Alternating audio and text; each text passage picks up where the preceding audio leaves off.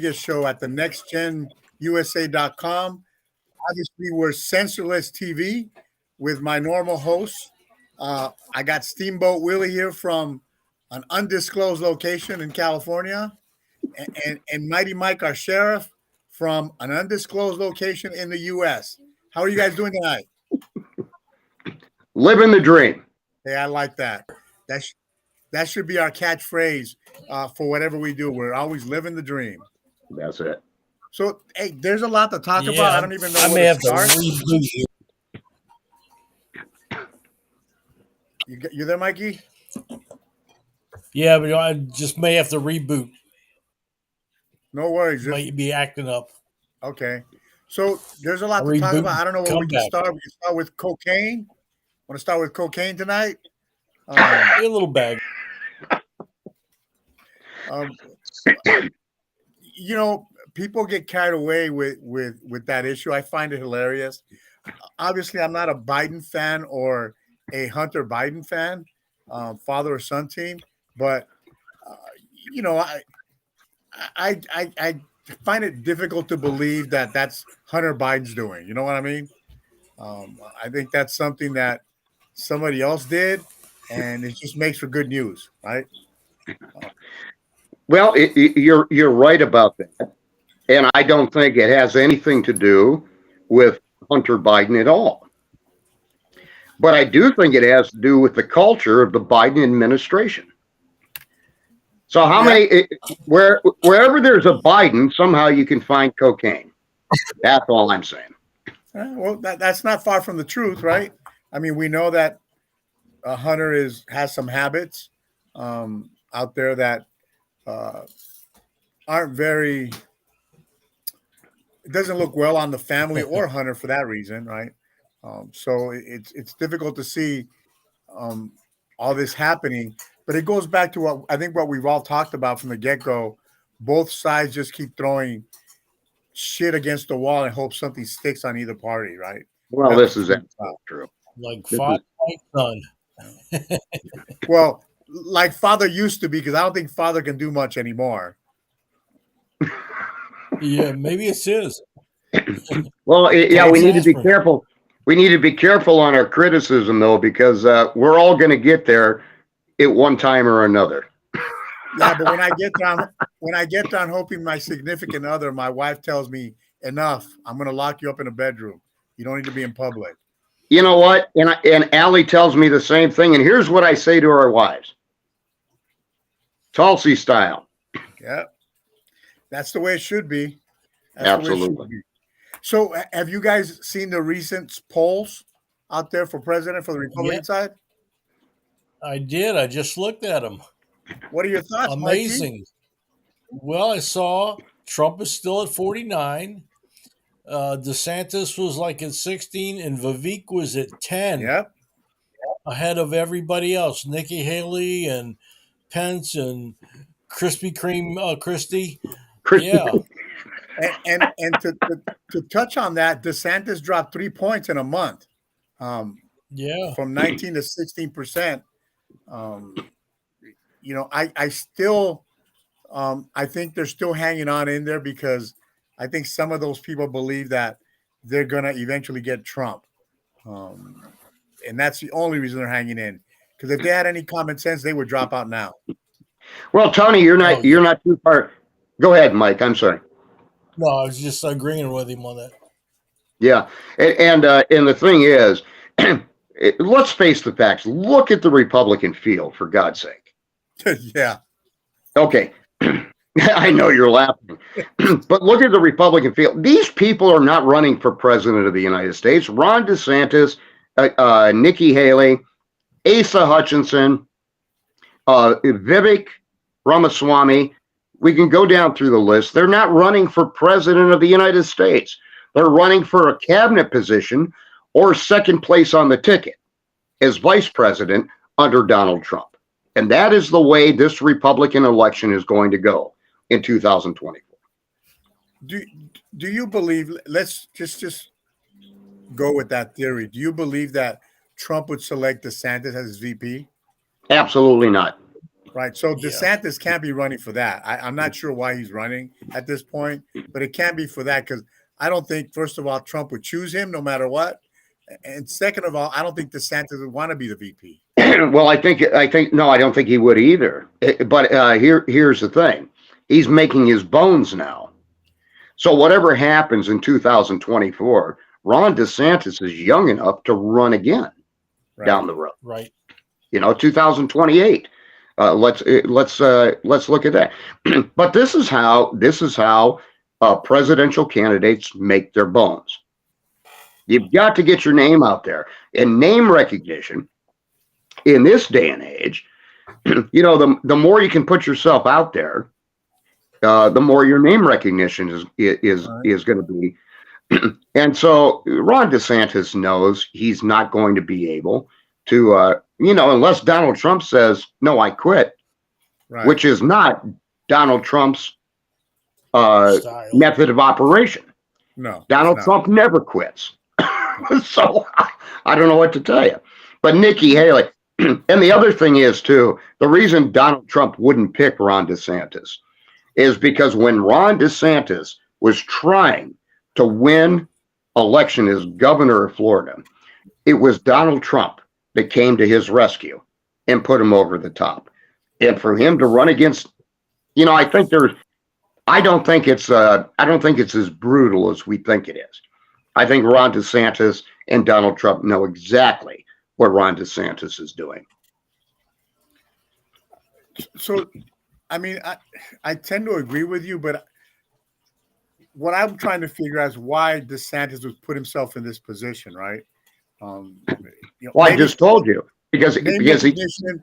But do you think that's going to help him for the next runaround? I do. Maybe for name recognition. You think so? Because I do, and I'll tell you why. Because Ronald Reagan did it in 1976.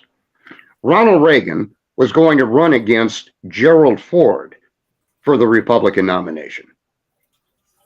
And Ronald Reagan said, you know what?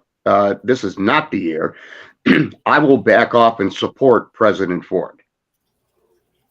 And then in 1980, Ronald Reagan became the Republican nominee.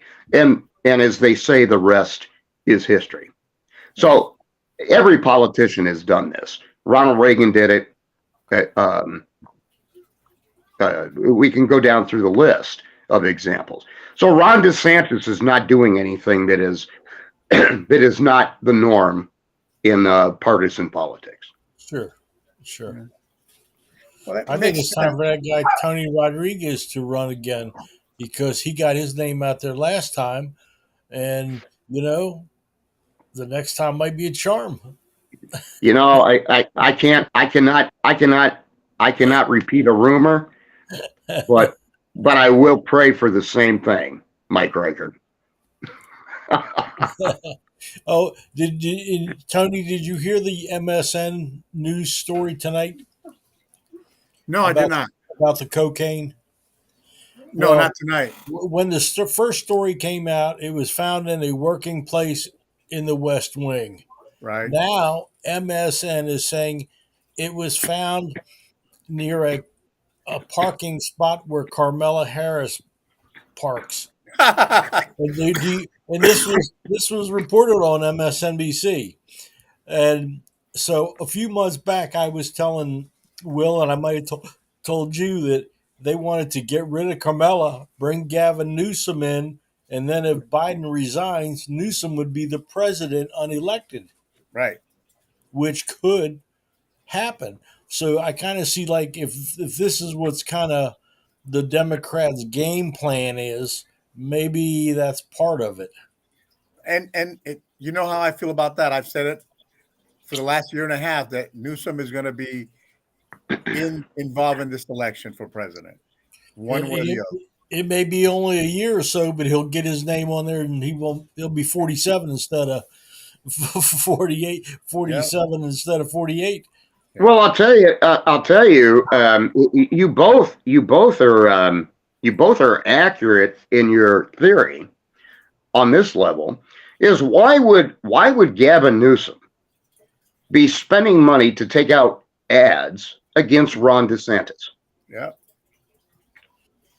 So there's something in the works, Oh, there's but who knows?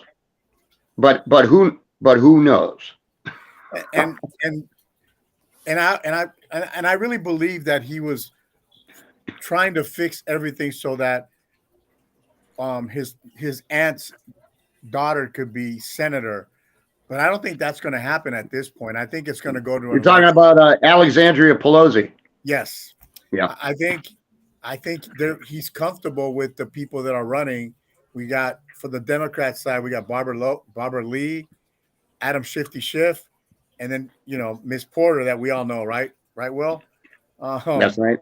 Those are going to be, the front runners, and then we got 7 Republicans running against those 3. So there's 10 people so far running for that Senate position.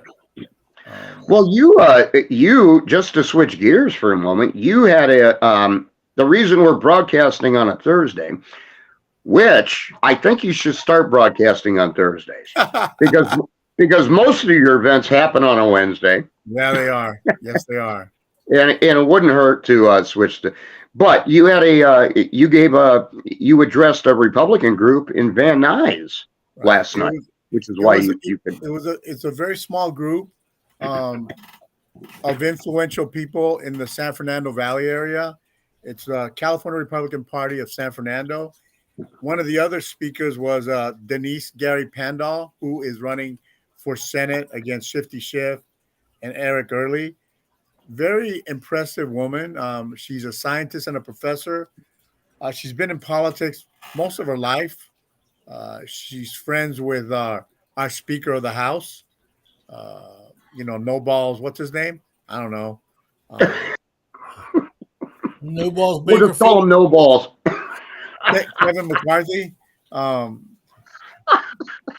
She made some good points last night, and I discussed with Will earlier offline that she believes in term limits and some of the things that she would try to do to enforce term limits. But it shows how naive we are, even if we're in politics and we think we know the Constitution and we think we know all the rules, right? She forgot to mention that, you can pass a law at the federal level, but you have to have 36 states agree to that law, right? In order to have term limits. Got to have ratified.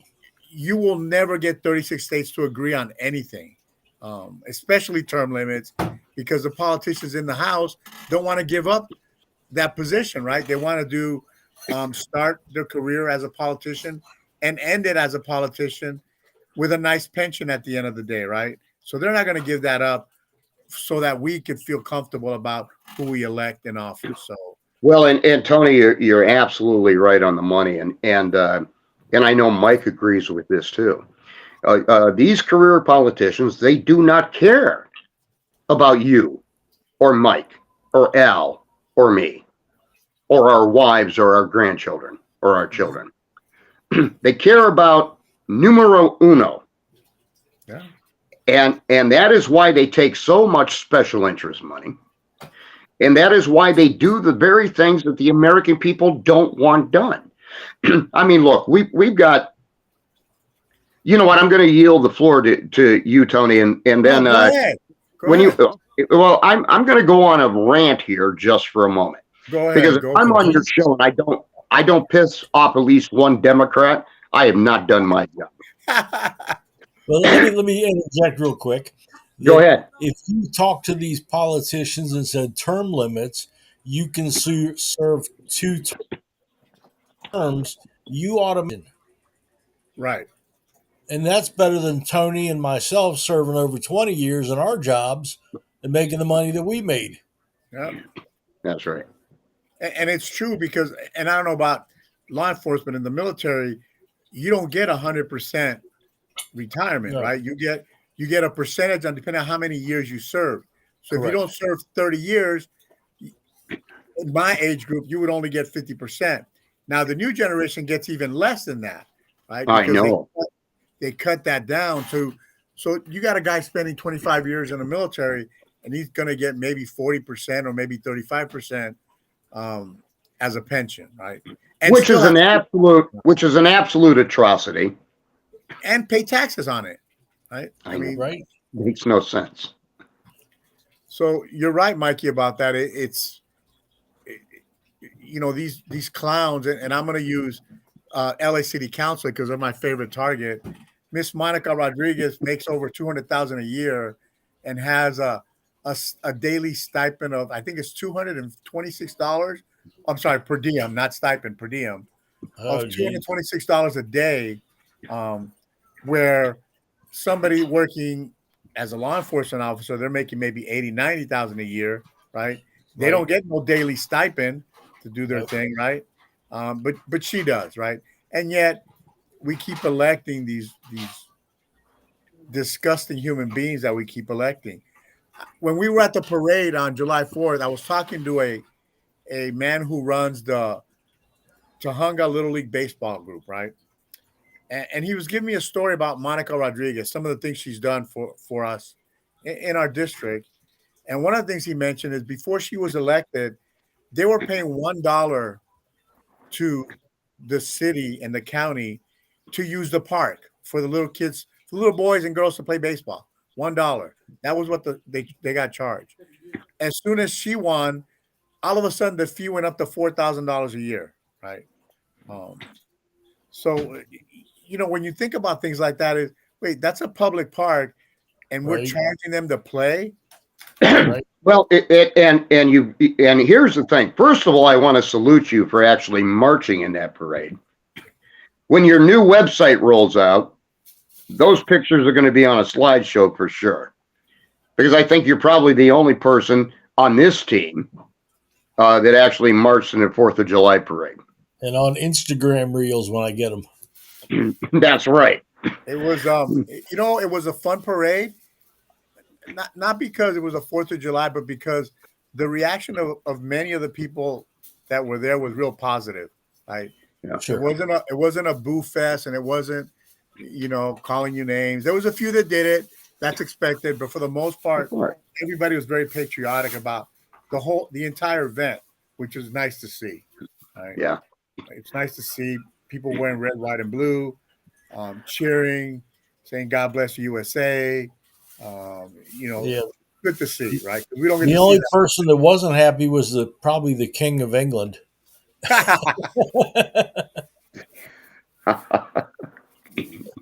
Well, I'll tell you, I saw those pictures, and you and your first lady, Sheila Rodriguez, you just, I haven't seen anything so patriotic in a long time. Hey, so I was happy to see that. Mark showed up. Mark, my son showed up, and he carried a flag. Oh, of course, yeah. He carried a flag, so it was a fun event. It was fairly warm, but it was still fun, and there was just a lot of people out there, which was nice to see. Right? Yeah. There's always hope, right? There's always hope. On a good note, when Monica Rodriguez went by in her car, she was booed, so I was happy about that. And so was Senator Lindsey Graham from South Carolina. Oh yeah. At the last Trump rally, because look, you can't do this. You can't. And I'm speaking about Senator Lindsey Graham, period. Right. You can't say that Donald Trump is a xenophobe and a misogynist and a race baiter, and then turn around when Donald Trump wins the Republican nomination in 2016, turn around and kiss his ass and say, "Oh, now I'm supporting Donald Trump," and then turn around when Donald Trump does something you don't like. You turn around and you attack him again. This is not politically. I'm doing my Lindsey Graham impersonation. That's right. Which way is the wind going? Blowing. That's right. I wanted to bring up. Go ahead, Tony. I'm sorry. Oh, go ahead, sir. Go ahead. No, I wanted to bring up. So I woke up this morning. That's good. And of course, the first thing I do is I turn on all 3 news channels, not CNN. I turn on Fox, ABC, and CBS. And so I try to gauge the reports. Well, the reports on all 3 channels were correct. That Russia Russian fighter jets were sparring with U.S. drones over Syria. Yep. Okay, now here's the thing, and this is where I'm going to piss somebody off tonight. And if you get hate mail, Tony, I'm sorry. You can always bar me. You can always bar me from the show. It's all good. But gentlemen, let's face the facts. Let's face the facts. In something you said, Tony, and something Mike Riker also said, is that Barack Obama has his hand up Joe Biden's political ass in this White House. So here's the thing. Let's face the facts. And this is going to be my Trump plug for the night, and then I'll shut the hell up. Okay, go ahead. Barack Obama, a two-term president, a two-term Democratic president, literally did everything in his power over 8 years to undermine the national security and to erode the national security and foreign policy of the United States. Yeah. How did he do that? Well, he did it. Let's just pick the first one. He did it with the Iranian deal. That deal that he made with Iran, which was a multinational deal. Right. France was involved, Germany was involved, Britain was involved. The fact is, they literally surrendered to an extremist, Islamic, theocratic caliphate in Iran to make us look weak. And by the way, this is also a president that bowed down, which no president should do, bow down to the king of Saudi Arabia, by the way. Second thing he did, which people don't call him on the carpet for it, they tend to forget. When Barack Obama met with Prime Minister Medvedev of Russia, and President Obama leaned over to the Prime Minister and he said, "Look, when I win re-election, you tell Vladimir that I can be easier on him. I won't be as hard on him after I win re-election," which turned out to be the truth. Now, Donald Trump had done that. Donald Trump would have been tarred. He would have been feathered. He would have been hung for treason. And then, post-mortem, the Democrats would have impeached him. And this is the hypocrisy of the left in this country. That's true. And I'm going to go a step further. It's not just the hypocrisy of the left. It's the hypocrisy of some of the people on the right. Right? That's true, too. Because, the rhinos, as we call them. It's and I think we truly have too many people in the kitchen, too many chefs from both sides in the kitchen. That's right. Not enough waitresses and waiters. Everybody not enough wants to hostess. be in charge, and everybody's afraid. And not just that part, but we have the Chinese building their naval forces. You know that they're going to attack Taiwan any day, right? You know that's going to happen. It's a done deal. I believe. You're right, Tony. And they're going after the China Sea where the U.S. ships cut through all the time. That was reported today. And think about why kind of like I heard Biden's speech about how he's decreased, $1.7 trillion, the deficit in his time, right? I don't see how people can actually believe that nonsense when he spews it out, because it's not true. But yet people are listening to it and they're not really paying attention to what's happening, right? It's like a magician. Look over here while I do this over here kind of thing, right?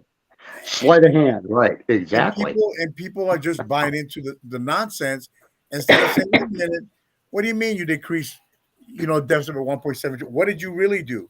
Because I don't know about you guys, but I know in California, we're over $2 in taxes for gas now with the new increase, right? Yeah. Ours just went up 47 cents this month. So, I mean, those of you that live in California know that California has enough oil, natural gas to supply really the whole nation if we really wanted to. but we don't use it. We shut it down, right? We just shut it down because Newsom wants us to buy Teslas and electric cars, right?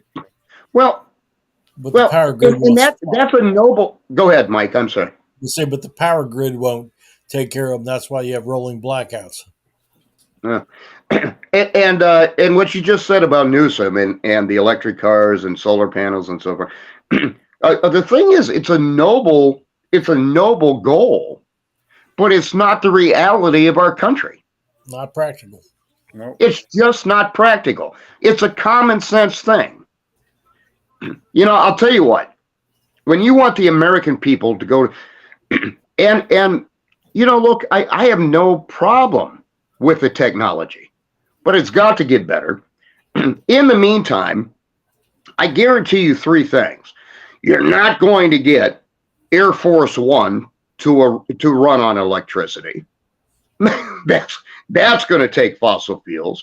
You're not going to get NASCAR to run electric cars in their races. That is not happening anytime soon. And most of the American people are going to go with fossil fuels. I hate to be the bearer of bad news, but we need to drill in this country and become self-sufficient energy-wise. We've relied on Venezuela and Saudi Arabia and Middle Eastern countries far too long for our energy. We got the And these are bad deals. These are bad treaties. These are bad trade agreements. We have the ability here in this country to do it ourselves. Let's try it. Let's just take Trump's idea and try it. Drill.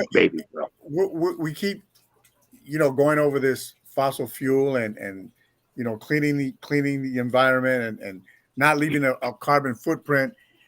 But the chairman today admitted in South Carolina that China dominates the raw material production in the world, right? That's true. So here we are. He's doing all this. We're going to be so dependent on China that if they ever attack, we have nothing. We have nothing. Everything's coming from China. And this is why I don't understand why people are so. Well, I'll tell you why I think it is. But let me say first, people so opposed to Donald Trump's plan with China, his foreign policy plan with China. We can still do trade agreements with him, but like Trump said last week, kicking off the 4th of July weekend, within 24 hours, he believes, and I believe him as well, that he can literally broker an end to the war between Ukraine and Russia. Secondly, China will not invade Taiwan as long as Donald Trump's policies are in place. Now, people can disagree with that all they want, but look at the 4 years he was in the Oval Office. Past, proven, reliable. Not a single new war, not a new conflict. He ended what was started, but he did not create a new war. We did not invade another country. He was able to get along. And look, you want somebody in the White House. You want somebody in the Oval Office that can literally meet with your adversary and try to measure them up and come to an agreement. And that really boils down to what? Leadership, right? That's right. And I'm going to give everybody a great example, and I always catch hell for doing this, but I say it anyway. Schwarzkopf was a great military leader, but who got the credit for that? Colin Powell, right? He got all the credit. But if you look at Colin Powell, he was Storm and Norman was the hero. Right, but he didn't get the credit. Colin Powell did. Colin Powell was a weak leader. And He's a rhino. You could tell how weak he was when he bought into the Bush's nonsense. Instead of fighting back, he cowered and did what they told him to do, right? Right. Which was, if he was a true leader, he would have said, you know what, Mr. President, I'm resigning because I don't believe what you're doing is right. And he didn't. Knowingly, he didn't. And that would have been the right thing to do. And you're absolutely right, Tony. With your 25 plus years in the military, you would know that. The thing is, I think a lot of Americans knew that Colin Powell was not the leader that Norman Schwarzkopf was. No. He wasn't Colin Powell was not a Dwight Eisenhower. He wasn't a General MacArthur or a George Patton. And he certainly wasn't a Norman Schwarzkopf. He was a politico. And he was a military face with political puppets up his yin yang, telling him what to do. And he knew better. He knew better. Colin Powell was not a dumb man at the time. He wasn't. I would. He could have said, you know what? I'm done. And he did it towards the end. He did it at the end, right? He said he was done at the end.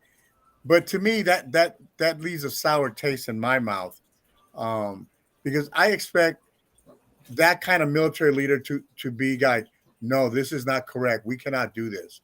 The military gives you the flexibility to say that if you know that something is immoral or illegal. Absolutely. No, we can't do that, right? Right. So he chose to follow that path, right? Did he regret it? I'm sure he did, right? I'm sure he did. I believe he did too, yeah. But it goes to show you that people get caught up with their positions instead of doing the right thing. And the right thing is being a leader. You don't have – we have all these politicians that want to be managers. They want to manage everything. That's not what I need, right? We have a manager now running the Department of Defense. That is the weakest freaking monkey I've ever seen in my life. Yes, he is. Right? Milquetoast guy in charge of the armed forces. I would be afraid to go to combat with that kind of leadership. Yeah, right? I would definitely be afraid to go fight any war, knowing that the people behind me are probably going to get me killed. Well, you know, Ronald Reagan had his own Colin Powell back in the day, who he appointed Secretary of State, Alexander Haig. Yep. Alexander Haig was politically ambitious. And if people don't believe that, while he was Secretary of State, he was politically ambitious. When Ronald Reagan was shot, he didn't defer to Vice President Bush. No. He tried to take it over for himself. He tried to take it over and said, I'm in control here. So that shows. And then in 1988, when George Herbert Walker Bush ran for the Republican nomination in 1988, Alexander Haig ran against him. So it shows that he was politically ambitious. And this is a dangerous thing. This is a dangerous thing for a military leader. Not that military leaders don't deserve it, but they're few and far between. Right. Our first president was a general, right. General George Washington. So there's a precedent there. General Ulysses S. Grant, and the Dwight D. Eisenhower, British, William Henry Harrison. We can go down through the list, right.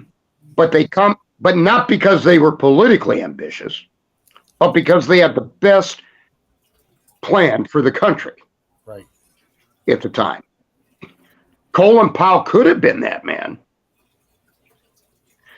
I mean, I remember back in the day a draft committee trying to get Schwarzkopf to run for president, and Schwarzkopf said, "No, I'm done. I'm retired." Schwarzkopf would be another Trump.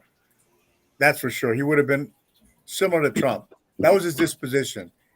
He was a tough dude, but he was in the trenches with you. So that's right.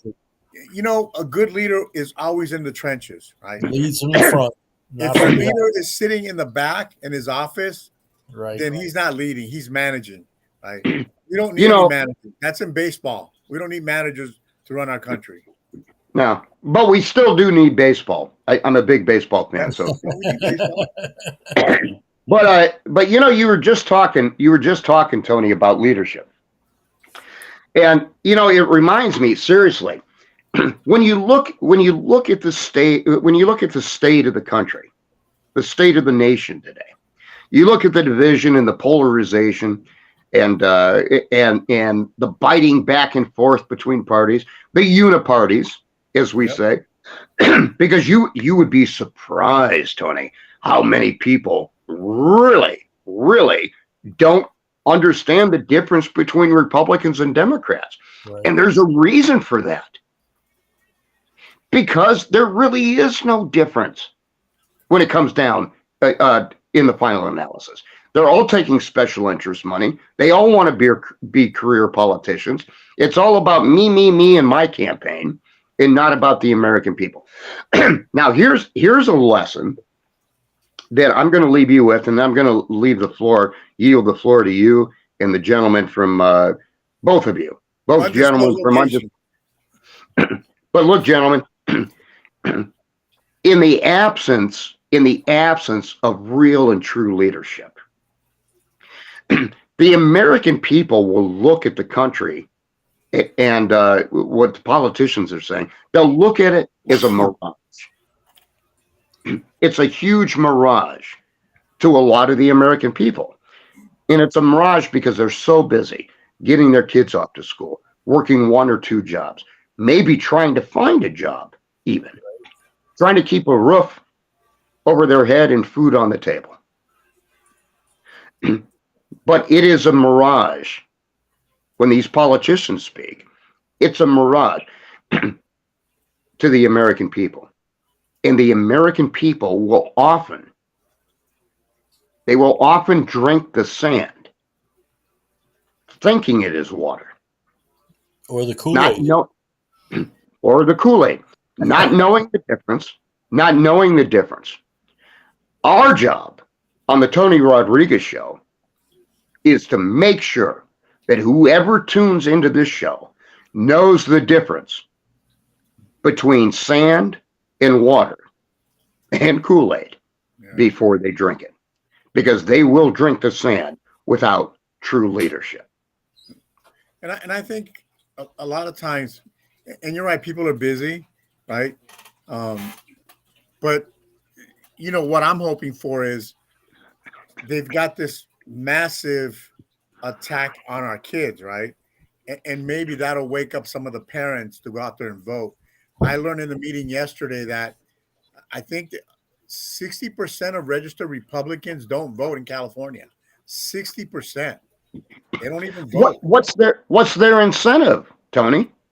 Well, if you're going to complain and march and riot and do whatever you're going to do, then we need a change, right?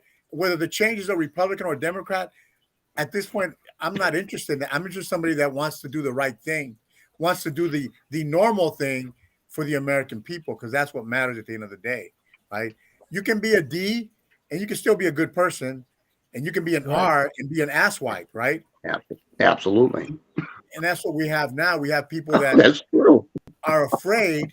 They're just afraid to do anything because they want to get elected again, right? Or, I don't want to attack the unions because the unions support me. Well, I still have a theory. Why in the hell do we have unions for government jobs? I don't understand. Right? They're competing against me, the taxpayers. That's not fair. Right? Well, there are some. I just want to weigh in on this. There are some union jobs that are hugely. Look, unions do have a role to play. Now, I'm going to tell you a story, and you can dissect it the way you guys want to dissect it. Allie is a caregiver. She belongs to a union. Without her union, she wouldn't be able to do what she does. Now, there are other unions in this country that seek.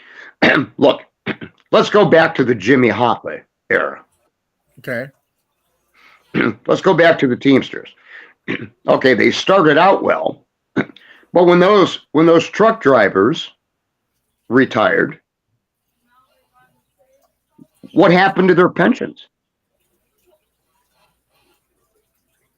There was no union pension at the end of the day because they had stole the union pensions.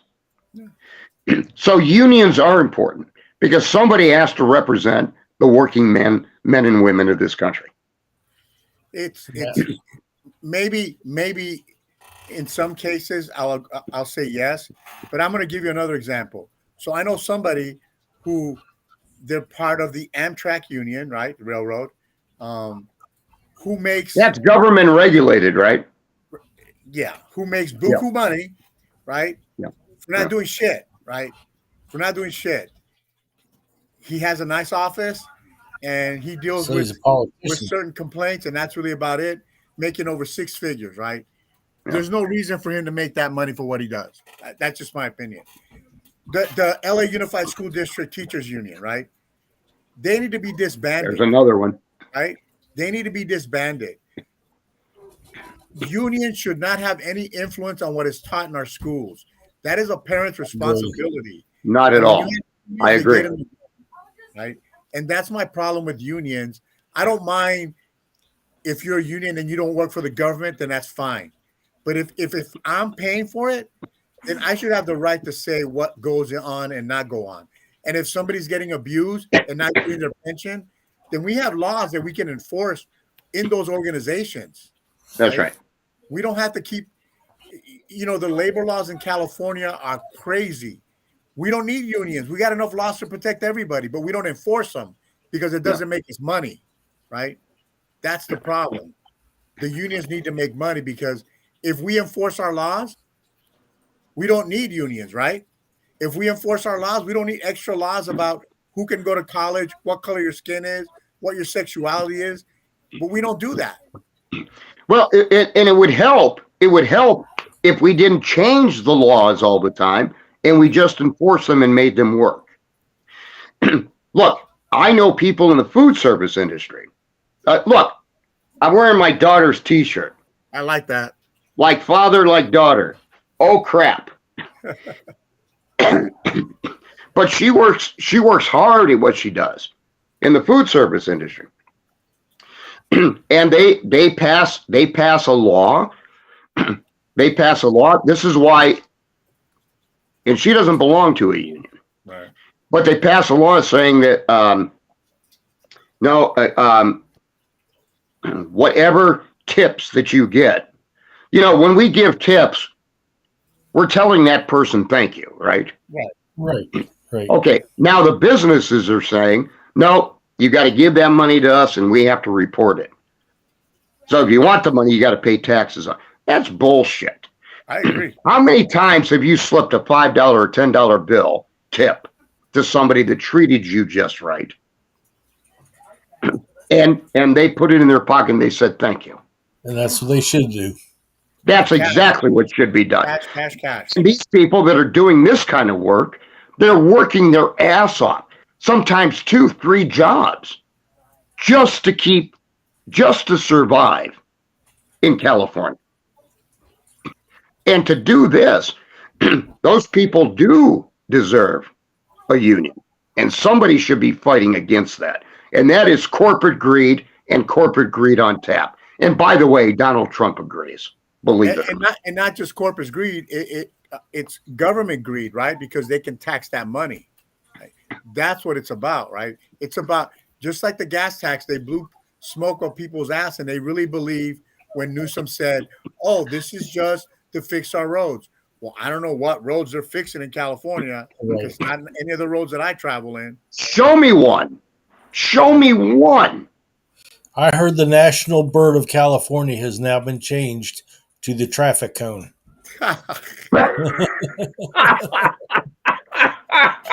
That's classic. And the thing with our union, with the Fraternal Order of Police, was they did the arbitration for better benefits, pay raises, and that kind of stuff, and paid attention to what the legislature and the state was doing. But that's all they did, was that kind of stuff.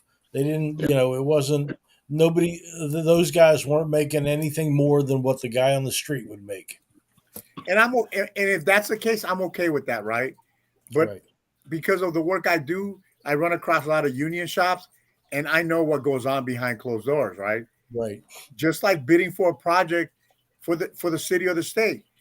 If you're not in cahoots with those unions, you're not getting in that project. You're not getting. And here's the difference. So they're paying their electricians $70 to $80 an hour, but I can't do the same thing if it's not a union shop job, right? So how fair is that? Right. And then those poor guys in construction, they're told if you work a non-union job, we're going to fine you. So then sometimes they don't work because there's no work for them, but they're afraid to work because if the union finds out, they're going to get fined, right? So Well, it's like Al Collins and I were talking last night. Actually, this morning, we were talking about the writers' strike in Hollywood, Right. and that the actors are about to join, and there's a great gripe here too. You know, you have to remember Ronald Reagan. Ronald Reagan was a union guy. yep. In fact, he was a union president. He was president of the Screen Actors Guild. Yep. And when he ran for president in 1980, he had the Teamsters behind him. He had every union behind him. But he also had the balls when the unions were wrong, like you were mentioning the teachers' unions, Tony. When the unions were wrong and the air traffic controllers union went on strike, Ronald Reagan said, you've got 48 hours to either come back to work or get the hell out. And he fired them. And a lot of union people. He did a Donald. But the president, and that was in his Donald first Trump term. on him. That was in his first term. And then in his second bid for re-election, the unions came back and supported him anyway. But it So goes back. doing the right thing is not a bad thing. No, Ladies and gentlemen. It's leadership. It's leadership It's 101. leadership on tap. 101, right? Well said. I mean, common Oh. sense, back to normalness, back to being kind to people. You know, all of that is out the window because somebody might get offended because they don't agree with what you want to do, right? I want Somebody might get offended in this day and age, Tony, just by you walking down the street and smiling and saying, have a good day. I've had people look back at me and say, go screw yourself. Have a good day. What are you happy about? Yeah. What are you happy about?